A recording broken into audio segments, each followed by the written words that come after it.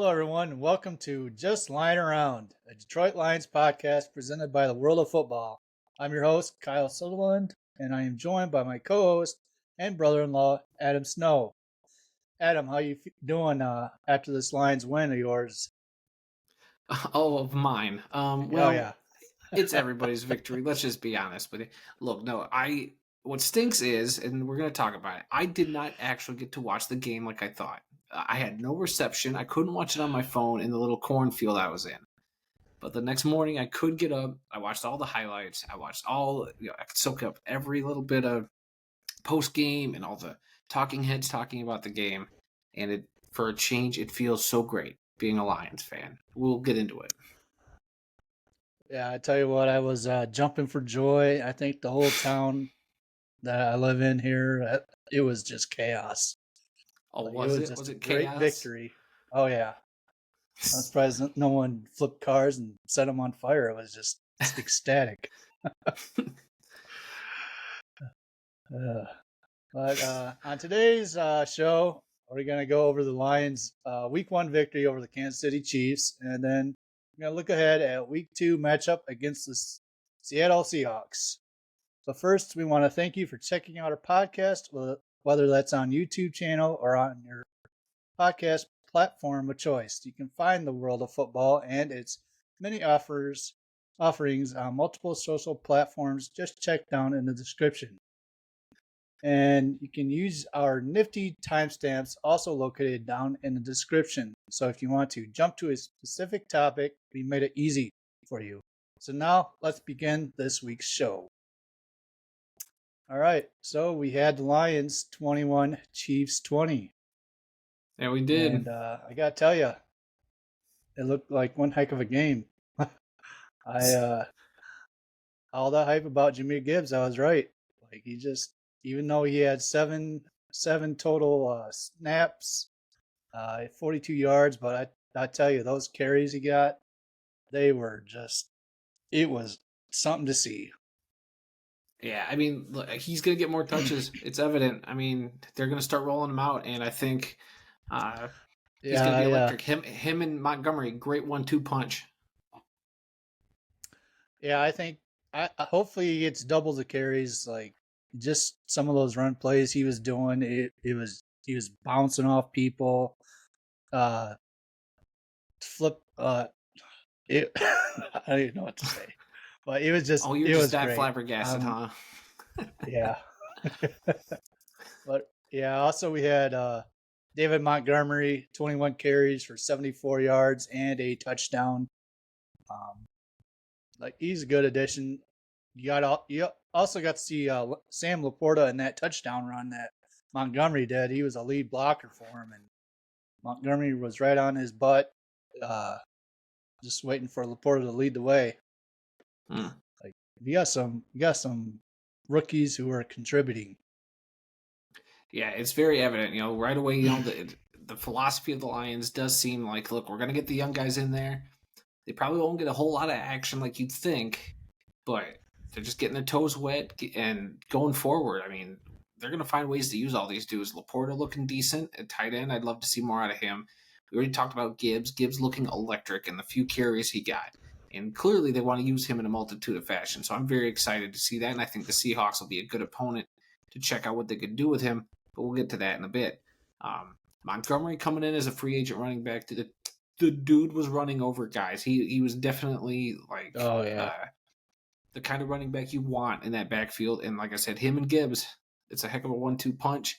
But let's one of my big observations, takeaways from what I've seen. I didn't get to watch the whole game. I know it wasn't a perfect game by Detroit by any means, neither by Kansas City. And we'll talk a little bit about them. But I think that they showed resilience. They did what teams who win do. They go at the end of the game, they had that 9-play drive to kind of seal things up. And uh, that's disciplined football. And it was non-panic. They were down 14-7 at the half. What was it? They were down 20-14 in the fourth quarter. So I Yeah. just I just think that's good coaching and it's resilience and it shows that this team is prepared to not panic and keep their head in the game. And that was my big takeaway from everything.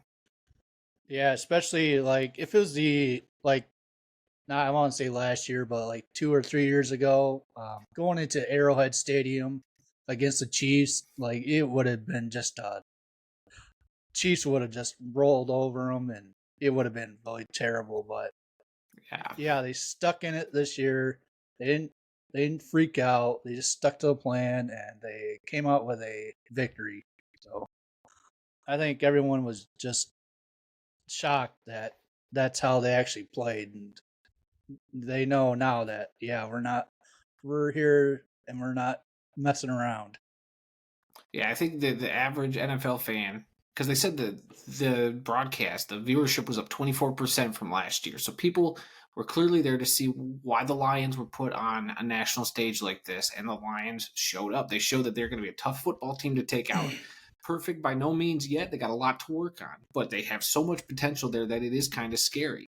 I think for other teams in the league, and I'm trying not to get too Kool-Aid drinky yet. I know there's some other Lions fans who are already drinking the Kool-Aid, uh, but I mean, I'm very excited at the potential of this team. And I did say if they beat the Chiefs, all bets are off the rest of the way. And I'm trying not to get ahead of myself because you don't want to take any opponent for granted. But you do have to also celebrate. You beat the defending Super Bowl champions. Yes, they were without Travis Kelce. Yes, they were without their defensive lineman that's been holding out. But you got to play who's in front of you, and they took that and they got the victory. You were still playing against one of the greatest quarterbacks of all time, one of the greatest coaches of all Oh time, yeah, and you came out with a win in their stadium during banner revealing night. So, hey, that's what you're supposed to do. They got the job done. yeah. And that I was thinking of that today. Like, yes, they were without Kelsey. Yes, they were without Jones, but we were also without Williams. So I mean, our top receiver wasn't out there. Oh, you think he's our top receiver? Hey, it's still Yeah, Amon he's Ra. going I to don't be. care until Jameson actually gets more than a couple catches. Is Amon Ra's receiving group okay? Jameson will be Yeah, hopefully a nice addition when he gets out there, but it's not like he was integral to the team yet. He will be a nice uh, add-on at some point, but right now he's not essential to this team. yeah. Well, I mean to say like he's going to be the number one deep target, Oh, of and course. yeah, I feel like right now that's something they're really missing. I know Josh Reynolds might play that role. Until then, he also had a couple good catches. So yeah, I mean, I just hate when the national media says, "Oh, Chiefs were up. They didn't have Kelsey or Jones, but we also didn't have Williams playing." Yeah, and So then yeah, also I guess Mike Tirico was saying that thing about putting an asterisk next to this game. What a ridiculous comment. You like I said, you play who's in front of you. So I don't know. Let's dumb yeah, comment by a commentator. So whatever. yeah. Any other thoughts from Okay. this game? Let's move on to the defense real quick. And Okay, we yeah. had Bryant. Well, yeah. Kadarius Tony on the Chiefs. He dropped 4 passes. He had a tip ball off his hands. Brian Branch came up with a big interception to run in for a touchdown. Um, Again, that's another rookie that made a big play. And yeah, he went out for a little bit, uh, cramps, and he came back in. So yeah, that's another rookie that's going to be a playmaker on this team. Oh yeah, heck of a play by him. I mean, I went camping this weekend, so I didn't get to watch the game. But we had a big group of people at this music festival, and there was one lady who saw me in all my Lion stuff, and came by. Somebody said, "Hey, Branch got a 50-yard interception return for a touchdown," and I mean, it was all like text messages and stuff we were getting to stay updated on this game, but um, it was exciting when I got to watch that play. I got goosebumps. I think Branch is going to be a heck of a player. Uh, I mean, then Campbell had some very athletic plays from Oh, what I yep. saw. I saw clips and stuff of his performance. Maybe not gonna show on the stat sheet a whole lot, but it just seemed like he was a force to be reckoned with, and he's going to be great out there too. So that Lions defense is just fast. Looks in one game, granted one game, vastly improved compared to last year. very excited. C.J. Gardner-Johnson out there doing what he does. I just think on the whole, from the defensive line back, everything has just gotten stronger. Seeing Hutchinson just all over the field Oh, that during those highlights was great. Um, the Chiefs got away with quite a few false starts and definitely quite a few yeah, holdings. Still gonna throw that out there too. So yeah. Juwan Taylor, the right tackle for the Chiefs, like it was. I was so upset just watching that game. How he's lined up. He was lined up like a freaking slot receiver. He was so right, far yeah, back, and then he'd get that. Was it right leg jumping back before the hike, which I guess you can do yeah, as long as your left leg doesn't move, but it was just terrible. Like if it was like any other right tackle, Hutchinson would have had Mahomes' number pegged all day. Like it yeah. was just horrible. Yeah, I mean, look, Mahomes is still going to run it on you. He's going to scramble, but it just looked like they had contained enough. And against running quarterbacks, the Lions have really that's been one of their worst aspects of their defense is not being able to contain a running quarterback. And I mean, he only got like 45 yards rushing, uh, Yeah. but it did seem like they at least had enough to where they could contain. So Yeah, they did a pretty good job, but there was one play where Hutchinson spun around Juwan Taylor, then spun back around the other way, knocked Juwan Taylor on his butt. But Patrick Mahomes saw that, so he got out on the edge there and broke contain on that. But I mean, what can you do? I mean, just watching that in real time is like, holy crap, Hutchinson's a beast. yeah. All right, what else you want to hit? Uh, I think that's it for that game. Okay. Overall, like Detroit winning the first game, that's real positive there. Winning a big game on the road, on a national stage, very big deal, and I think that's going to put a lot of eyes on them going forward.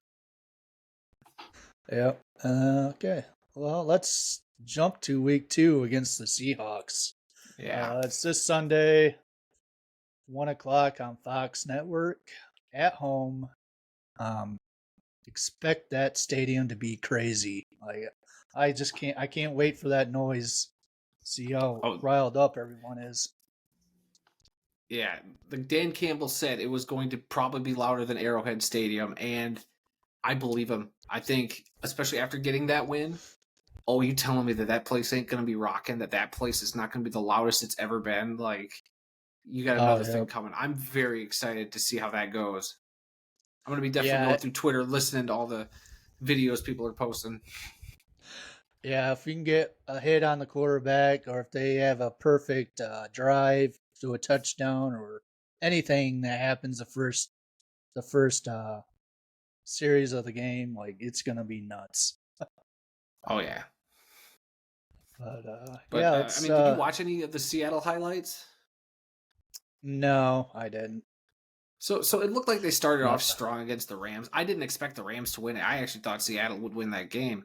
But uh, one thing I noticed, and we can talk about it. I mean, they did have a few injuries. The two tackles for the team did get hurt during the yep. game. No idea what if they're going to play this week or not. How that's going to go. It didn't sound terribly serious. They could miss one, maybe not the other. We'll see. And then Tyler Lockett got kind of banged up too. Receiver, I'm kind of nervous about them covering. And obviously they got Metcalf, not hurt, but just another one that they got to worry about covering. Yeah, it sounded like, from what I heard, the first half, Seattle was actually in the game, but come the second half, like it was the Rams dominated. And Yeah. yeah, Matthew Stafford just picked that defense apart. It seems like if the Lions offensive line can, maintain a nice pocket, Jared Goff should have a heck of a day. I'm talking we could be getting Jamar Gibbs screen passes, we could be getting a lot of Amon Ra slant stuff. I'm very excited to see that. On the opposite side, it does look like without their tackles, Aiden Hutchinson possibly could oh have a great big jeez. day. I think that defensive line is going to get some pressure. It'll just be a matter of can they contain Geno Smith from running around. That's the one thing that's going to make me nervous. And I'm very curious to see if C.J. Gardner-Johnson gets into it with DK because both of them are a couple of hotheads. So that'll be something to Oh watch. yeah.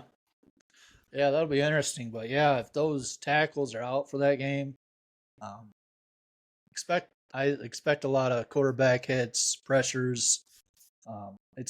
It'll definitely throw Geno Smith off. Yeah, And and by no means am I going to count the Seahawks out of this game. I'm not going to overlook them one bit. They still have a lot of scary weapons, and I still think they could hang with Detroit.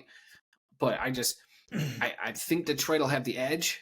They should have the edge, but I mean, it is the National Football League, and anything can happen. So I don't know. It just should be a great game. I would love to see Detroit get revenge on the game they had against Seattle last year in Detroit, which I was at, the 45-42 shootout. I mean, I don't know if it'll get that high, but I mean, I'm hoping Detroit, can at least contain a little better than they did last year. yeah, I mean, I expect Detroit to win, especially with the Rams blowing them out like they did. Like the Rams, I guess, has a really young team, a lot of rookies on that team. With the way they played and with the way they won, I expect the Lions to have a little more easier time, I guess. Right. Uh, yeah. Did you see that play with Aaron Donald? He ran up the middle and Geno Smith threw it away. Yeah, when he was mic'd up and he was just like, "Oh my god." Yeah. That was pretty He might be funny. doing that a few times with Hutchinson out there. I'm just saying. Yeah. That might be the Yeah, I'd homer in like to me. see Hutchinson lined up in the middle like last week when he was lining up in the middle, so he wasn't versus Juwan Taylor. That'll be Mhm. kind of interesting to see what he does there. Yeah. But yeah, so yeah, again, uh, this Sunday, 1 o'clock on Fox. Don't miss it. I expect a crowd to be noisy, Lions to win by 20. Um, so yeah, it'll be a good game. I'm not going to say by 20. I'm not going that far. Uh, Oh, I think it'll I be a am. closer game than people think. I'm saying it'll at least be a one-score game. I think Seattle still got some fight in them. I'm not going to count them out, but I do think Detroit should handle this game, especially after the way they played against the Chiefs. And if they can play better, yeah, it could be more than a touchdown. I'm gonna say it'll be let's see, 28-14. That's my pick. 28-14. Yep. Interesting. Okay. Boy, I wasn't prepared to give an actual score. If I had to guess, I would probably say um, I'm thinking more like 31-24 Lions. All right. Sounds good. All right. Adam, All you right. want to close it out? Yeah, it was a quick show. We got right to the point, and we'll get you guys out of here. We hope you enjoyed listening to today's episode and come back for more. Be sure to visit the World of Football's website, www.theworldoffootball.com, for news, links, upcoming events, original articles, videos, and more. If you want to get in touch with us, send us an email at info@theworldoffootball.com. You can also connect with us by liking the World of Football on Facebook or following the World of Football's X account. Those links will be in the episode description. Be sure to check out our flagship show, This Week in the World of Football, which drops episodes every Tuesday and are available on a multitude of podcast feeds. I'm sure if you got a podcast channel you use, we're probably on it. And you can obviously find us on YouTube. We do a video of this show, obviously. There'll be an audio form of it. Again, all those links down in the description below. All right. That is it for us this week. And remember, Dan Campbell, Brad Holmes, everyone on that team we trust. And go Lions. Go Lions.